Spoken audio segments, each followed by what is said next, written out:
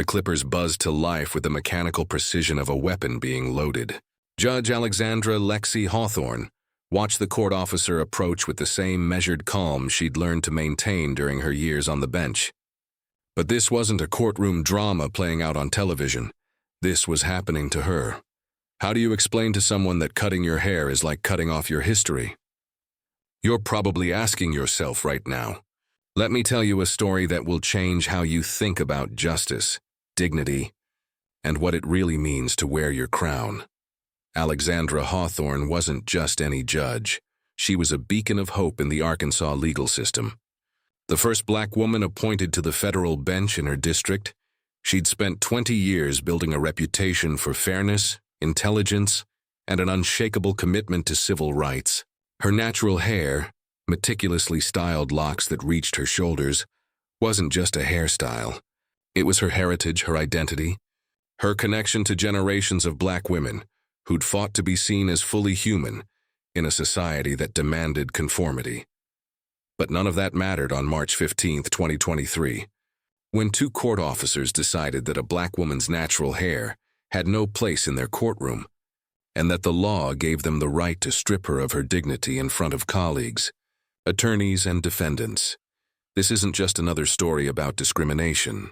This is the breathtaking account of how one woman's degradation became her greatest weapon, how an act meant to humiliate transformed into a moment of reckoning, and how the very people who tried to cut her down discovered they'd awakened something far more dangerous than anger. They'd awakened justice, personified. Alexandra grew up in Pine Bluff, Arkansas, where justice had always sounded like a foreign word in a familiar accent. Her grandmother, a maid who'd raised 7 children in a house with no indoor plumbing, taught her that hair was sacred, not in the way white people meant it, but in the way survival becomes holy when you're constantly told you don't belong. "My baby girl," her grandmother would say, carefully parting Alexandra's thick coils. "This hair right here? It's your crown. They can take your job, they can take your house, they can take your freedom, but they can't take your crown unless you let them." Those words became scripture in a household where the Bible was read every Sunday, but the real religion was resistance. Alexandra learned young that being exceptional wasn't optional. It was survival. While white girls could afford mediocrity, black girls had to be twice as good to get half as far. So she became 3 times as good, then 4, then 5. She graduated valedictorian from a school that still had separate proms, earned a full scholarship to the University of Arkansas, then a full ride to Harvard Law, while her high school classmates were still figuring out how to fill out financial aid forms, but even excellence couldn't protect her from the daily indignities that came with black womanhood. The law firm interviews where partners asked if her hair would fit the company culture. The courtroom deputies who demanded she empty her entire purse while white attorneys walked through with briefcases. The judges who called her articulate like they'd expected her to speak in broken English. "I thought law school would be different," she told her mother during one tearful phone call. "I thought if I learned their rules, played their game, they'd have to respect me. But they're changing the rules faster than I can learn them." "Then you change the game," her mother replied. "You don't need their respect. You need their power. And you take it by being so good they can't ignore you, so smart they can't dismiss you, so prepared they can't defeat you." So Alexandra became a legal phenomenon. She didn't just win cases, she rewrote how they were argued. She didn't just pass the bar, she set records. She didn't just get hired.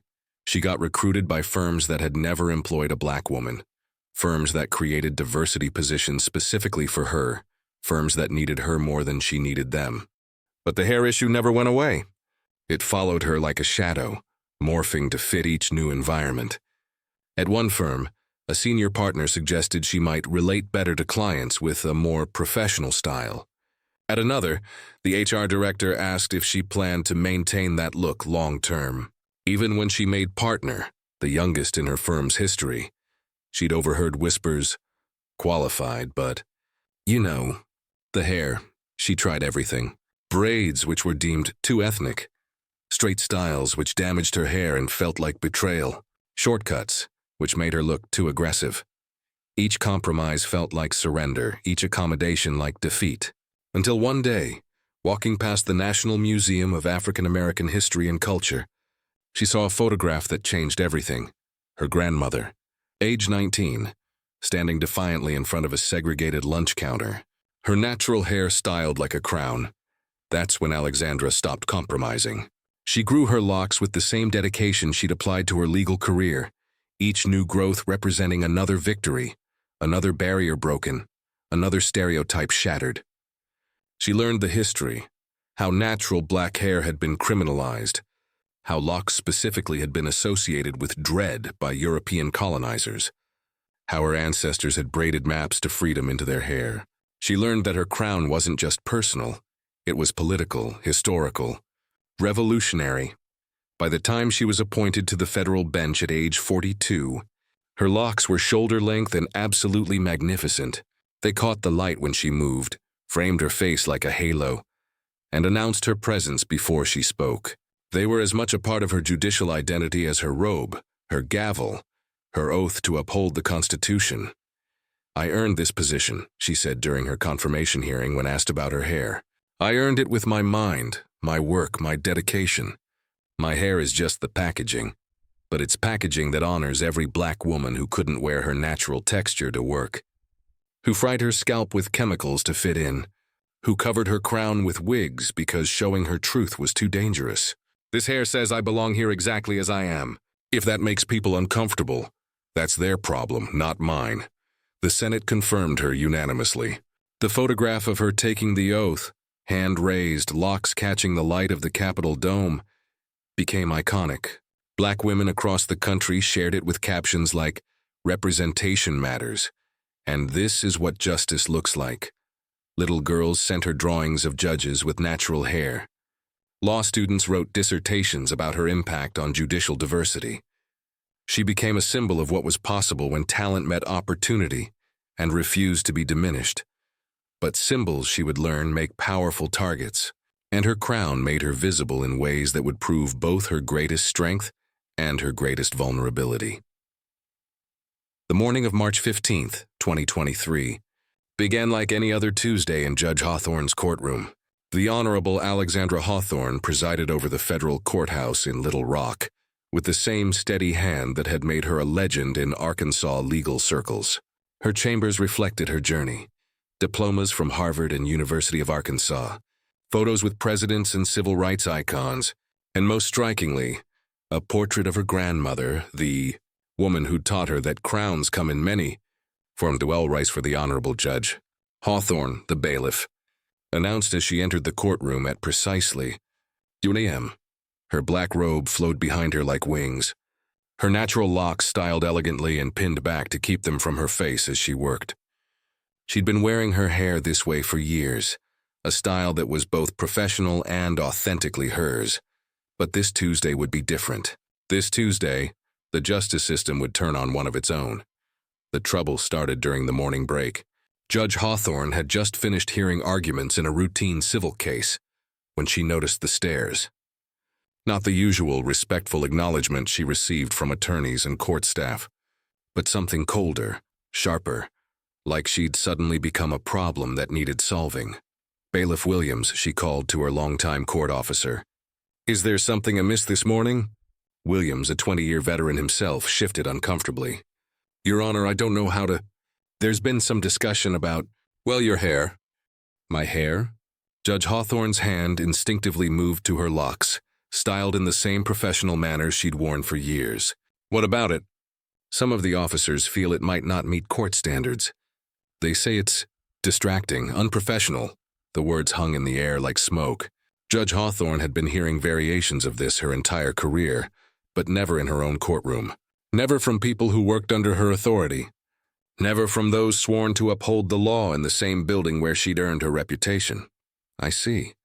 And these officers believe they have the authority to determine what constitutes professional appearance for a federal judge." Bailiff Williams looked like he wanted to disappear into the woodwork. "I didn't want to bring it up, Your Honor, but Deputy Marshal Thompson has been making noise. Says he has orders from the Chief Judge's office.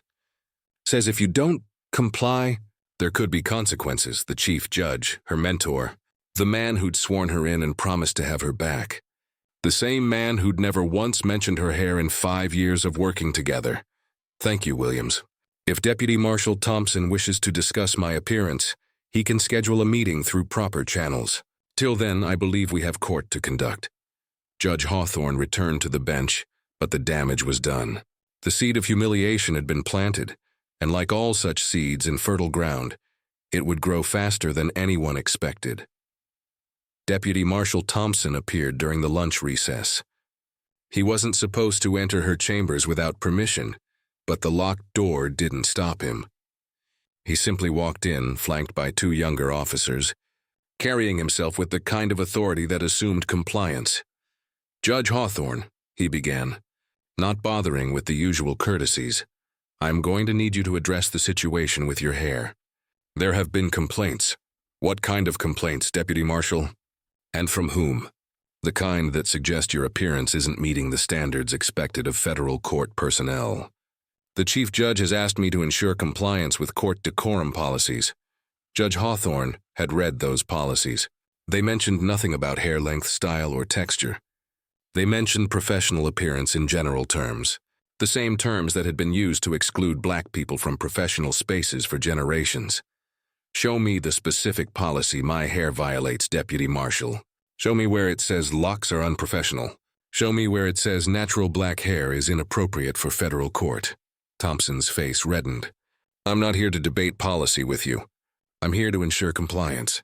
Either you address this issue voluntarily, or we'll address it for you." The threat was delivered casually, almost conversationally, but it carried the weight of absolute certainty. This wasn't a request. This was an ultimatum delivered by someone who'd never been told no by someone who looked like her. "I'd like you to leave my chambers now, Deputy Marshal. And I suggest you schedule any future meetings through proper channels. I won't be ambushed in my own office by subordinates questioning my professional judgment." But Thompson didn't leave. Instead, he stepped closer, something gleaming in his right hand. Clippers, the kind used in jails and military barracks, utilitarian and cold. I said, "We'll address it for you. Court standards require visibility of the ears and neckline for identification purposes. Your hair prevents proper protocol. This isn't personal, it's procedure." The other 2 officers moved to flank her, not aggressively, not yet, but with the quiet efficiency of people who'd done this before. Judge Hawthorne, who'd faced down hostile attorneys and uncooperative witnesses, who'd sentenced dangerous criminals and mediated million-dollar disputes, found herself calculating odds she'd never considered in her own courtroom. "This is assault," she said quietly. "This is battery. This is a hate crime. You understand that, don't you? You understand that assaulting a federal judge is a federal offense? We're not assaulting anyone. We're ensuring compliance with court standards. You can make this easy or you can make this difficult, but we're going to do this, with your cooperation or without it." The next few minutes unfolded with the surreal quality of a nightmare. Judge Hawthorne, federal judge, combat veteran's daughter, woman who'd earned every accolade through excellence, found herself backed against her own bookshelf as a man she'd once considered a colleague approached with electric clippers buzzing like angry wasps. "Don't make this harder than it needs to be," Thompson said, reaching for her hair. "This will be over in a minute." Judge Hawthorne's legal training kicked in, not the law, but the practicality of survival. She could fight, could scream, could call for help that might or might not arrive in time. Or she could document everything, survive this moment, and make sure it never happened to anyone else. "Before you do this," she said, her voice steady despite the rage building in her chest, "I want to state for the record that this is happening without my consent. I want to state that you're violating my civil rights, committing assault, and engaging in racial discrimination. I want to state that I've served this court for 5 years without incident, that my hair has never interfered with my duties, and that this action is being taken because I'm a black woman wearing my natural hair. Do you understand these statements?" Thompson hesitated for just a moment, long enough for doubt to flicker across his face, long enough for the possibility of consequence to register. Then the moment passed, and his expression hardened into determination. "You're excused from jury duty permanently," he said, echoing words she'd heard in other contexts, in other courtrooms. in other scenarios where black women were told they didn't belong. This is for your own good. The clippers bit into her locks with mechanical indifference. Thick ropes of hair that had taken years to grow fell to the carpet like casualties of a war she hadn't known she was fighting. Judge Hawthorne stood absolutely still, refusing to give them the satisfaction of her tears, refusing to show weakness to men who mistook conformity for superiority. When they were finished, when her once magnificent crown lay scattered across her office floor, like sacred artifacts desecrated, Thompson stepped back with the satisfaction of someone who'd done a difficult but necessary job. "That's better," he said, wiping his hands on his pants as if he'd just completed surgery rather than destruction. "You're done here," but Judge Hawthorne wasn't done. She was just getting started. As the three men left her chambers with the casual efficiency of maintenance workers who'd fixed a broken appliance, she stood among the ruins of her dignity and began planning. Not revenge, justice. Not survival, vindication. Not silence, testimony. She pulled out her phone, started recording before the door had fully closed. "My name is Judge Alexandra Hawthorne. I serve in the United States District Court for the Eastern District of Arkansas. Today, 3 court officers entered my chambers without permission and forcibly cut my hair, claiming it violated court decorum policies that don't exist. This happened because I'm a black woman wearing natural locks. This is racial discrimination. This is assault. This is a hate crime, and I will not be silent about it." The video was uploaded to Facebook within minutes. By the time she left her chambers that evening, it had been viewed thousands of times. By morning, it would be everywhere. Judge Alexandra Hawthorne had just become the story instead of the storyteller, the victim instead of the dispenser of justice, the plaintiff instead of the judge. She had no idea that her greatest trial was yet to come and that she would win it in a way that would change the American legal system forever. The aftermath unfolded like a legal thriller written by someone who understood that the most devastating plot twists aren't fictional, they're documentary. Judge Hawthorne's video exploded across social media with the velocity of stories that tap into collective pain. By morning, justice for Judge Hawthorne was trending nationwide. By afternoon, her story had been featured on every major news network. By evening, the chief judge of her district was calling an emergency meeting of the Judicial Council. But Alexandra knew that viral fame meant nothing without legal strategy. She needed allies, she needed evidence, and she needed a plan that would transform personal humiliation into institutional change. So she did what she'd always done when facing impossible odds. She got to work. The first call went to her law school roommate, now a civil rights attorney in Washington, D.C., who answered on the first ring. "Tell me what you need." "Lexi, whatever it is, we're going to make them pay." The second call went to the NAACP Legal Defense Fund, which assigned a team senior enough to handle federal judges, but experienced enough to understand the unique dynamics of judicial discrimination. "You understand what this means," Maya Patterson, the lead attorney, told her during their first strategy session. "You're not just a plaintiff. You're a federal judge suing the system you serve. Your colleagues are going to hate this. Your career could be affected. You could become a pariah in the very circles you've spent your life building. Or," Alexandra countered, "I could become the judge who forced the federal judiciary to confront its racism.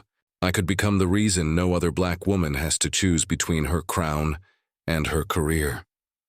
What's the point of breaking barriers if you're just going to maintain the status quo once you're through?" The legal strategy they developed was revolutionary in its scope and aggressive in its execution. They filed complaints simultaneously with the Federal Equal Employment Opportunity Commission, the Arkansas Civil Rights Commission, the Department of Justice Civil Rights Division, and the Judicial Conference of the United States. Each complaint told the same story but emphasized different legal violations: racial discrimination, gender discrimination, civil rights violations, judicial misconduct, federal hate crimes. But Alexandra didn't want to just sue. She wanted to transform. So while the lawyers built cases, she built movements. She reached out to every black woman she knew in the legal profession, every judge who'd whispered about similar experiences, every attorney who'd been told their natural hair was unprofessional. She discovered a network of silence so extensive, it shocked even her jaded sensibilities. Judge Maria Santos from Texas. They made me wear a wig during trials. Said my natural hair was distracting to juries. Attorney Keisha Williams from Atlanta. I've had 3 job offers rescinded after they saw my locks in person. They loved my resume until they saw my hair. Professor Denise Chen from Howard Law. I've been teaching for 15 years, and I still get student evaluations commenting on my unprofessional appearance. My white male colleagues with ponytails? Never mentioned. Each story was different but identical in its core. Natural black hair was acceptable only when hidden, altered, or apologized for. The message was clear and consistent. You can be black, you can be professional, but you cannot be both naturally and simultaneously. Alexandra's inbox became a repository of pain and resilience. Emails from federal judges, state judges, magistrates, administrative law judges, all sharing stories they'd never spoken aloud. A judge in Louisiana who'd been asked to tone down her ethnic style during election campaigns. Supreme Court justice from another state who'd been advised to consider her appearance when applying for higher office. The stories accumulated until they formed a pattern so obvious it was impossible to ignore. The federal judiciary had a hair problem that reflected a deeper issue with black identity itself. The media attention intensified. Alexandra found herself booked on morning shows, evening news, public radio, podcasts. She used each platform not to tell her story. By now, everyone knew what had happened, but to explain why it mattered. She talked about the psychological impact of being told your natural self is unprofessional, the economic cost of maintaining styles that conform to European beauty standards, the cultural loss of generations of black women who never learned to care for their natural texture because their mothers had been taught to straighten it into submission. Loved my locks, she said during an interview with NPR's Morning Edition. They took me 5 years to grow. Each one represented a victory, a barrier broken, a stereotype defeated. But more than that, they represented me, unapologetically, authentically, completely myself. When they cut them off, they weren't just cutting hair. They were trying to cut away the parts of me they'd never been able to control. The response from official channels was predictably defensive. The chief judge issued a statement condemning unprofessional behavior by court staff, but carefully avoiding any mention of racism or discrimination. The court officers were placed on administrative leave, pending investigation, a move that felt more like damage control than accountability. The Marshal's Service, the agency responsible for court security, launched an internal review that seemed designed more to protect the institution than to deliver justice. But Alexandra understood something the system didn't. Investigations only work when the system is capable of self-correction. When the problem is the system itself, justice requires external pressure and structural change. So while they conducted their internal review, she conducted her own, in the court of public opinion, in the court of federal law, in the court of historical accountability. The lawsuits began falling into place like dominoes. The EEOC issued a finding of probable cause for racial discrimination. The Department of Justice opened a pattern and practice investigation into the district's treatment of black employees. The Judicial Conference announced hearings on dress code policies and their impact on diversity in the federal judiciary. Each victory fed the next, creating momentum that felt unstoppable. But the real breakthrough came from an unexpected source: other federal judges. Black judges, white judges, Hispanic judges, Asian judges. More than 30 of them signed an amicus brief supporting Alexandra's claims, calling what happened to her a violation of judicial independence and human dignity.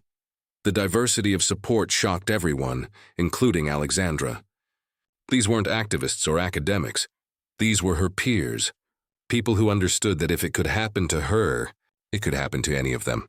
Judge Patricia Williams, a white woman who'd served for 20 years, wrote in her declaration, "I've worn my hair in styles that violated the spirit, if not the letter, of every dress code policy this court has ever had. I've never been questioned, never been disciplined, never been told I was unprofessional. The difference between Alexandra and me isn't judicial conduct. It's race. Pure and simple. The movement grew beyond Alexandra's individual case. She began working with congressional representatives to draft legislation explicitly protecting natural hairstyles in professional settings.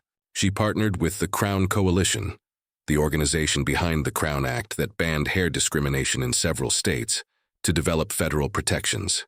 She created a foundation that provided grants to Black women lawyers starting their careers, helping them navigate the same minefield she'd spent decades learning to traverse. But perhaps most importantly, she created space for other Black women to refuse accommodation. Her case became a permission slip for authenticity, a precedent for pride, a roadmap for resistance. Women who'd spent hundreds of dollars and countless hours chemically straightening their hair began wearing it natural. Women who'd kept their locks hidden under wigs started displaying them proudly. Women who'd been told they were too much began celebrating their excess. "I didn't sue to get my hair back," Alexandra explained during a speech at Howard University's law school commencement. "I sued to get my dignity back. I sued so that every Black woman who's been told her natural self isn't professional would know that professionalism isn't about conformity. It's about competence. It's about character. It's about the content of your work, not the texture of your hair." The case would take years to resolve. Federal litigation moves at glacial speed, especially when the defendant is the federal government itself. But Alexandra had learned something during her time in combat zones. Sometimes winning means surviving long enough to fight another day. Surviving with your principles intact. Surviving with your truth unburied. She'd survived the assault. She'd survived the humiliation. She'd survived the institutional betrayal. Now she was surviving the legal process and transforming it in ways that would outlive whatever settlement or judgment eventually came. Because sometimes the most powerful thing a victim can do is refuse to stay victimized. Sometimes the most revolutionary act is surviving with your truth intact. And sometimes the greatest service to justice is forcing the system to confront its own injustice, even when you wear the same robes as the system you're challenging. 6 months later, the call came at dawn.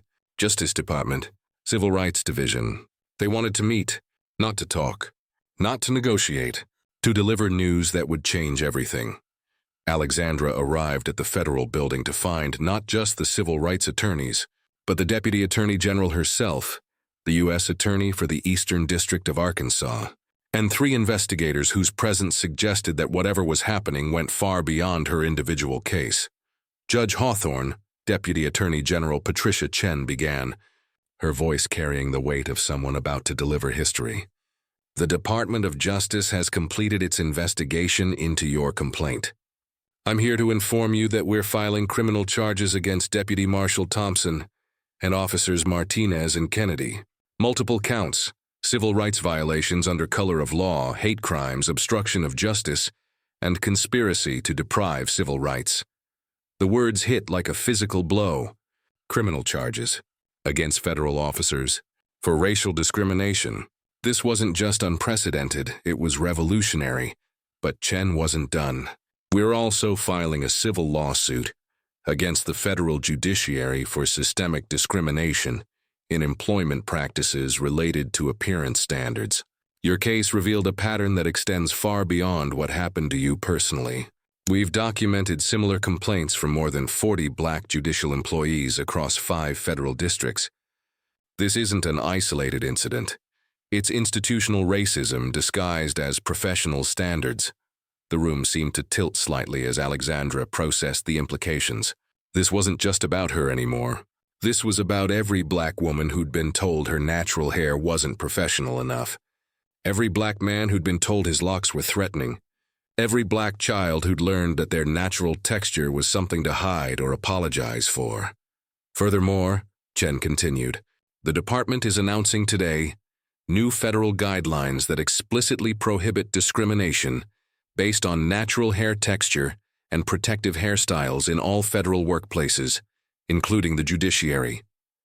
We're calling it the Hawthorne Directive, and it applies immediately to every federal employee, contractor, and appointee nationwide. The Hawthorne Directive. Alexandra felt tears threatening, not of sadness but of recognition. The thing they'd tried to cut away from her had become the foundation for protecting others. The hair they'd scattered across her office floor had become the seeds of Xitong Xing change. But the Deputy Attorney General wasn't finished. Finally, we're requesting that you consider accepting an appointment to the newly created position of Federal Judicial Diversity Monitor. This would make you responsible for ensuring compliance with the new guidelines, investigating complaints of appearance-based discrimination in federal courts, and developing training programs for judicial staff on implicit bias and cultural competency. The room fell silent. Everyone understood what was happening. The system wasn't just admitting its failure. It was asking the person it had wronged to help fix it. This wasn't redemption. It was transformation. "I need to think about this," Alexandra said. "I need to understand what this means. For me, for my career, for the institution I've served." Deputy Attorney General Chen nodded. "Of course, but understand what this offer represents. We're not asking you to forgive and forget. We're asking you to lead change from within. Sometimes the most effective way to fix a system is to give it to someone who understands exactly how it's broken." Alexandra left the meeting with her head spinning, but her feet steady. She drove home, the same route she'd taken the night of the attack, past the same gas station where she'd been humiliated, and felt something she hadn't experienced since that evening: hope. The settlement offer came 2 weeks later, $4.2 million. Enough to fund the foundation she'd been building, enough to ensure she'd never need to work again, enough to buy the kind of freedom that had nothing to do with money. But the financial compensation felt almost irrelevant compared to the institutional changes that were already rolling out. The Chief Judge of the Eastern District announced his retirement, effective immediately, admitting in his resignation letter that he'd failed to protect subordinates from discrimination. Deputy Marshal Thompson and the other officers pleaded guilty to reduced charges, accepting plea deals that included public apologies and permanent bans from federal law enforcement. The Marshal's Service announced comprehensive training programs on cultural competency and bias recognition for all personnel. But none of that compared to the letter that arrived from the Attorney General herself. A formal apology, not just for what had happened to Alexandra, but for what had happened to every black person who'd been told their natural self was unprofessional, unacceptable, un-American. "We were wrong," the letter read. "We were wrong to allow policies that made some people choose between their career and their culture. We were wrong to prioritize conformity over competence. We were wrong to value comfort over justice. And we were wrong to assume that institutions built by and for white people would automatically serve all Americans equally." The Hawthorne Directive was implemented within 30 days, but Alexandra realized its full impact came years later, when she received an email from a young black law student. "I just wanted you to know that I'm applying to clerkships with my natural hair because of what you did. I don't have to choose between being myself and being a lawyer. Thank you for making that possible." But perhaps the most powerful moment came when she returned to her old courtroom, not as a plaintiff, not as a victim, but as the Federal Judicial Diversity Monitor, the person responsible for ensuring that what happened to her would never happen to anyone else. The new court officers knew her story. They'd been trained on the Hawthorne Directive. They understood that her hair wasn't just hair. It was history, identity, resistance, and ultimately victory. "We're honored to have you here, Judge Hawthorne," the new deputy marshal said.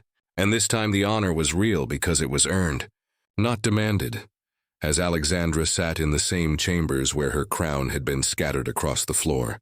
She touched her newly grown locks, shorter now, but growing stronger every day, and understood the final lesson. Sometimes your greatest impact comes not from judging others, but from judging the system itself. And sometimes justice isn't something you dispense from the bench. It's something you earn by refusing to accept anything less than full humanity. 2 years after that morning in March, Judge Alexandra Hawthorne presided over her new courtroom, not as a federal judge hearing criminal cases, but as the Federal Judicial Diversity Monitor, overseeing implementation of the Hawthorne Directive nationwide. Her office overlooked the same courthouse where her crown had been cut, but the view was different now, because she was different. The numbers told a story that legal briefs couldn't capture. In the 18 months since the Hawthorne Directive took effect, complaints about appearance-based discrimination in federal courts had dropped by 63%. The number of black women applying for federal clerkships had increased by 41%. Diversity training completion rates among court staff had reached 98% for the first time in federal history. But statistics were just the beginning. The real change lived in individual transformations that couldn't be quantified, but could be witnessed. I never thought I'd see the day when I could wear my natural hair to work in a federal building. Maria Santos told Alexandra during a site visit to the Texas courthouse where she'd once been forced to wear a wig. But here I am, and it's not just accepted, it's celebrated. My granddaughter wants to be a lawyer now, and she wants to wear her hair like Judge Hawthorne. The foundation Alexandra had established with her settlement money had funded scholarships for 50 black women attending law school, provided technical assistance to courts implementing new diversity standards, and created a network of attorneys specializing in appearance-based discrimination cases. But its greatest impact came from something simpler. It gave people permission to be themselves in spaces that had historically required them to be someone else. Deputy Marshal Thompson's public apology had been required as part of his plea agreement, and Alexandra had watched it with the detachment of someone examining evidence in someone else's trial. He'd looked older, smaller, more human than the man who'd held clippers to her head. His words had been carefully scripted by attorneys, but the emotion had been real, shame mixed with fear and something that might have been genuine remorse. "I'm sorry for what I did to you," he'd said, looking directly into the camera. "I let my prejudice override my training, my oath, and my humanity. I understand now that professionalism isn't about conformity, it's about respect. I understand that diversity isn't a threat to the system. It's what the system needs to serve everyone fairly." The apology had been played in courtrooms across the country as part of diversity training programs. Alexandra had received copies from judges in California, New York, Florida, Alaska, all of them using her story to teach their staff about implicit bias and cultural competency. The video had become required viewing for new court officers, a cautionary tale about what happens when personal prejudice meets institutional authority. But the most profound changes came in places Alexandra couldn't see. Classrooms where little black girls learned they could grow up to be judges with natural hair. Law firms that changed their dress codes to explicitly protect natural hairstyles. Corporations that realized diversity wasn't about hiring people who looked different, but thought the same, but about creating spaces where different thinking could thrive. The Congressional Black Caucus had invited her to testify about the need for federal legislation protecting natural hair in all workplaces. The legislation, dubbed the Crown Act at the federal level, had passed the House and was pending in the Senate. Alexandra's testimony had been simple but powerful. "I shouldn't have to be exceptional to be accepted. I shouldn't need 12 years of legal education, a federal judgeship, and a viral video to wear my natural hair to work. I shouldn't have to be superhuman to be treated as human." Her words had been quoted in legal journals, used in law school curricula, and shared across social media platforms. But she'd meant something more fundamental. The system should work for ordinary people, not just extraordinary ones. Justice shouldn't require perfection from its victims. The hair had grown back, of course. Not exactly the same. Trauma changes things, including follicles and texture and growth patterns, but strong enough to style, long enough to pin back, magnificent enough to announce her presence when she entered a room. Each new lock represented not just regrowth but reclamation, not just survival but triumph. "I worried that cutting my hair would break something inside me," she told a group of young lawyers during a mentoring session. "But I learned that what they tried to cut away wasn't really my hair. It was my fear. My fear of being too much, too black, too different. My fear of making people uncomfortable with my authenticity. My fear of using my position to challenge the very system that had given me power." She paused, looking around the room at faces that reflected the future she'd helped create. More diverse than any graduating class in American legal history. More aware of their power than any generation before them. More committed to using that power for transformation rather than preservation. They thought they were cutting me down to size, she continued. But they were really cutting away the last of my hesitation. They gave me permission to stop being grateful for crumbs and start demanding the whole feast. They showed me that sometimes the most revolutionary thing you can do is refuse to accept less than you deserve, even when the people offering you less look like you and sound like you, and claim to represent you. The young lawyers, black, white, Latino, Asian, native, gay, straight, transgender, differently abled, from every background and identity, that had been historically excluded from power, listened, with the intensity of people hearing something they'd always known but never heard spoken aloud. Your authenticity is not negotiable, Alexandra concluded. Your identity is not a costume you put on for interviews and take off for court. Your crown is not conditional upon anyone else's comfort. And if that makes people uncomfortable, that's their education to pursue, not your responsibility to provide. The applause that followed wasn't just celebration. It was commitment. Commitment to carrying forward the work she'd begun. Commitment to using their education and privilege to dismantle the systems that required exceptional performance from marginalized people, but only mediocrity from those in power. As Alexandra left the building, walking past the security checkpoint where she'd once been violated, she touched her locks, the crown that had grown back stronger than before, and understood the final truth. Sometimes justice isn't something you dispense from the bench. Sometimes justice is something you become, something you embody, something you create by refusing to accept anything less than full humanity. The system had tried to cut her down. Instead, it had created something it couldn't control, a judge who'd learned that the highest court in the land isn't always the one with the fancy building and the lifetime appointment. Sometimes it's the court of public opinion. Sometimes it's the court of historical accountability. Sometimes it's the simple act of surviving with your truth intact and using that survival to protect others from the same violation. The crown had grown back, but more importantly, the crown had never really left.